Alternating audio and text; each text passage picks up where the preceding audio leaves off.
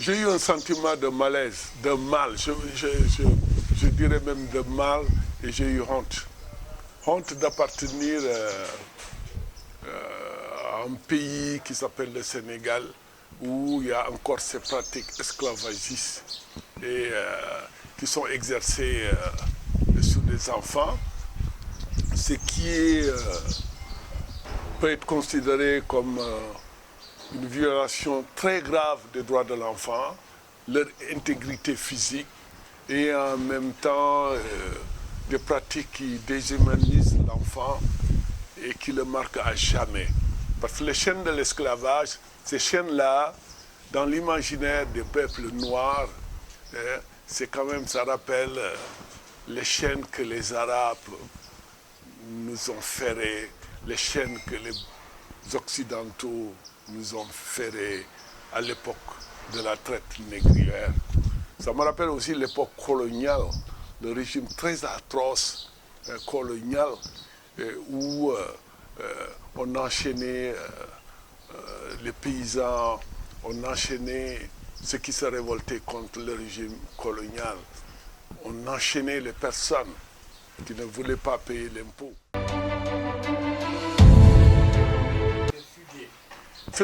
Ça rappelle exactement les pratiques de l'esclavage. On enchaînait les esclaves pour qu'ils ne fuient pas, qu'ils ne se libèrent pas de l'esclavage. Aucune culture au monde ne peut justifier le fait qu'on enchaîne des enfants. Ça, il faut arrêter.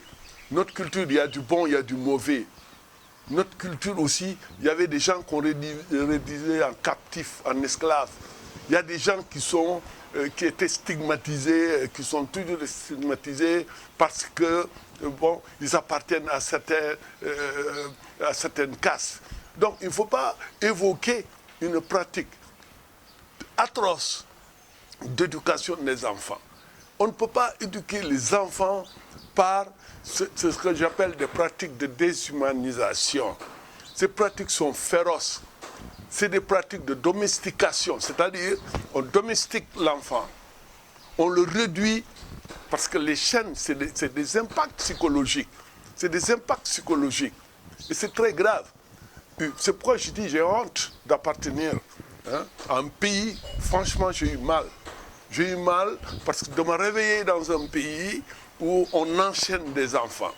Ce n'est pas une question d'école coranique ou autre chose. Personne n'a fait le procès des écoles coraniques. On fait le procès des pratiques qui sont des pratiques assimilables à des pratiques esclavagistes. Et c'est très grave quand il s'agit des enfants qui n'ont pas cette possibilité de se protéger, etc. Et une société qui l'accepte doit accepter aussi que les autres soient racistes vis-à-vis de nous. Ils doivent accepter aussi que ce qui se passe aujourd'hui en Libye, que des Noirs soient réduits à l'esclavage. Donc il ne faut pas évoquer ça. Et culturellement, en Afrique, où on l'a vu, les sociétés africaines, on enchaîne des enfants. Au Fouta, qui est un berceau, et je le dis, et vous m'excusez d'utiliser le Fouta parce que c'est là où je viens, que je connais mieux, que je maîtrise mieux, on n'enchaîne pas. C'est le berceau de l'apprentissage du Coran. Depuis la révolution des Torodo, avec les Suleiman Baal qui ont appris à l'université de Koki. On n'enchaîne pas. Le Wallo, on n'enchaîne pas. En Casamance, il n'y a pas une éducation où on, par exemple, enchaîne les enfants. Cette pratique est très limitée au niveau espace géographique, etc. Mais c'est très grave. Il y a une réaction de l'État et je salue le courage du procureur. Et je salue le fait que pour une fois, on les a traduits, comme tu dis, en justice, et c'est un cours. Mais il y a des pressions qui s'exercent, de fortes pressions, dont le saccage du tribunal, ce qui est très grave. Et la réaction, elle est molle, à mon avis, elle est très molle. Si moi j'avais saccagé un tribunal, je serais là. Je ne serais pas là à faire aujourd'hui cette interview. Il y en a qui sont arrêtés très rapidement.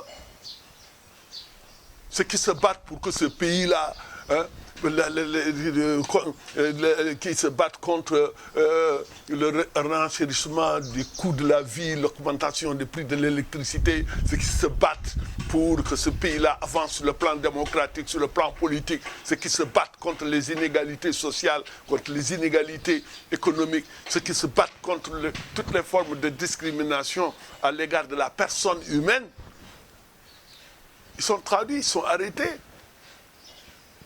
Maintenant, s'il y a des personnes, moi je ne parle pas de maître coranique, je parle d'une personne et de personnes, y compris les parents, qui ont exercé sur les enfants ce que j'appelle l'enchaînage, le marquage au fer, au pied. C'est indigne d'une société comme le Sénégal. Alors, pour revenir, quand je dis la réaction de l'État, on a entendu que le ministre de la Justice, c'est vrai que c'est l'État, mais les ministres qui sont chargés, les ministères qui sont chargés de la protection de l'enfant, on ne les a pas entendus. On n'a pas entendu jusqu'à présent toutes les structures qui bénéficient pourtant du financement, de financement pour la promotion des droits de l'enfant. Ils rasent les murs. Il faut qu'on les entende, parce qu'il y a des moments de l'histoire, le fait de se taire, le silence devient complice. Hier, à l'Assemblée nationale, il y a eu des députés qui ont eu le courage de dénoncer, d'autres députés qui appartiennent à l'opposition ont justifié cette pratique. Ce qui est grave pour des représentants du peuple. Le problème le plus grave, c'est qu'aujourd'hui, et ça veut dire que peut-être qu'il y a encore, au moment où je parle, des enfants qui sont enferrés, excusez-moi d'utiliser, enchaînés. C'était l'opportunité pour l'État d'ouvrir des enquêtes, d'aller enquêter partout, dans tous les lieux. Je ne parle pas seulement des daras, de tous les lieux où les enfants aujourd'hui subissent des formes de maltraitance inacceptables. Je suis sceptique. Je suis sceptique qu'on aille jusqu'au bout. Parce qu'on va dire oui, il faut faire des compromis, il faut qu'il y ait, comment dirais-je, que la justice se rende, se prononce, c'est-à-dire, on dit, en fait, une justice d'apaisement quelque part. Tu vois? Bon, moi, franchement, ça c'est politique, je ne le gère pas. Ce que je gère, avec moi, les activistes, tous ceux qui se sont prononcés, qui ont été courageux, qui se sont prononcés ouvertement, nous, ce qu'on demande, c'est que les enfants de ce pays soient protégés, que l'intégrité physique des enfants soit l'intégrité protégée. Et c'est extrêmement important. Nous n'acceptons pas aujourd'hui ce discours de dire, non, tu dis, l'État, il y a des préfets, partout il y a des préfets. Et partout au Sénégal, pratiquement, il y a ce qu'on appelle les CDPE. CDPE qui sont présidés par le préfet. Ce sont des structures qui sont là, les comités départementaux de protection de l'enfant, qui sont là. Dans tous les villages pratiquement du Sénégal, vous avez des comités de protection des droits de l'enfant. Vous avez, l'État est présent partout. À travers soit diverses institutions, même si les services sont faibles, comme tu dis, ne couvrent pas totalement, mais il y en a. Et ce n'est pas une question même de service ou d'appartenance à une organisation de la société civile. C'est une question humaine. Moi, je ne m'exprime pas en tant que quelqu'un de la société civile ou pas. Moi, je ne rentre pas dans ça. Je me prononce en tant que personne. Je me prononce en tant que parent. Je me prononce en tant que citoyen de ce pays. Je me prononce en tant que citoyen. Je me prononce en tant que quelqu'un. Je suis musulman et donc je suis pour l'islam qui protège les enfants. Et je pense que dans l'islam, et ça c'est tout le monde le sait, que l'islam c'est une religion qui protège les plus faibles. Je pense que il y a eu, à mon avis, des bons qui ont été faits dans le cadre, par exemple, de l'amélioration du cadre légal de protection des enfants avec l'adoption des lois. Il y a une loi dans ce pays portant sur la lutte contre la traite des personnes. Et dans cette loi, effectivement, il y a une disposition, un article qui cible l'exploitation de la mendicité des enfants. Hein. Je salue l'adoption de cette loi depuis 2005 qui existe dans ce pays. Il existe d'autres lois et des traités internationaux ratifiés par le Sénégal. Et c'est très clair, même la Constitution dit, il y a un article de la Constitution qui dit que les traités ratifiés par le Sénégal dans la norme des hiérarchies, la hiérarchie des normes, sont au-dessus des lois nationales. Il y a des lois, même si on prend les dispositifs juridiques, il y a des lois qui ont été votées, il y a une disposition, des dispositions pénales contre les violences faites aux enfants. Donc bon, je salue ça, il y a eu des politiques qui ont été développées, il y a eu des outils qui ont été développés pour améliorer le système de protection de l'enfant. C'est des initiatives que moi je salue personnellement.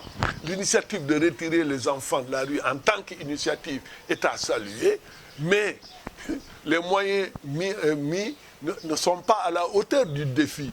Et jusqu'à présent, la preuve, les enfants sont plus nombreux aujourd'hui. Bon, même si ce que je dis n'est pas encore vérifié au niveau enquête scientifique et tout, mais de façon empirique, hein, partout au Sénégal, les enfants sont dans la rue. On le vérifie, on le voit. Bon, maintenant, il y a eu deux initiatives prises en Conseil des ministres et portées par la parole du chef de l'État. La parole du chef de l'État doit être une parole forte. Quand le chef de l'État dit qu'il faut retirer les enfants pour les protéger contre les abus et les violences et l'exploitation de leur mendicité, en disant oui, la fin de la Korité, Tabaski est passé, hein, le Gamou est passé, tout est passé. Jusqu'à présent, les enfants sont dans la rue. Et quand tu les interpelles, ils te disent qu'ils sont dans des processus de préparation, de mise en œuvre. Ce n'est pas possible. Quand le chef de l'État dit quelque chose, moi je pensais que si on dit on retire les enfants, ça veut dire que tout ce processus préparatoire était déjà réglé. Donc il y a un problème de crédibilité de la parole du chef de l'État. Il y a la question aussi, à mon avis, de l'inefficacité, les stratégies qui sont déployées posent des problèmes. Donc il faut les évaluer et aller rapidement. Donc moi, je voulais dire aussi, c'est une question sociétale. La question de la lutte contre l'exploitation de la mendicité des talibés et autres enfants, et la question de la maltraitance, c'est une question sociétale. Et je déplore qu'on n'ait pas entendu même les partis de l'opposition.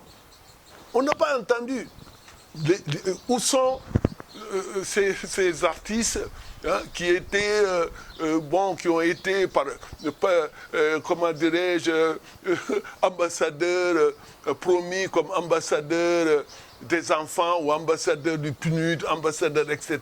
Il faut repositionner cette question-là.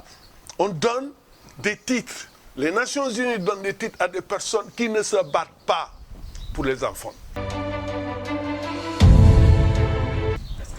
Et je vais plus loin. Je vais plus loin. Ce qui est très grave. Et je le dis, bon, c'est dommage que j'utilise un organe de presse. Il y a eu des journalistes qui ont fait l'apologie de la maltraitance des enfants. Et c'est très grave dans un pays.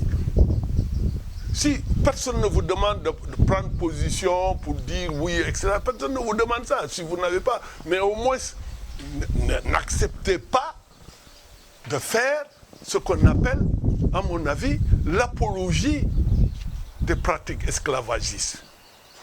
Quelqu'un, je veux dire, quelqu'un dans les médias est un leader d'opinion.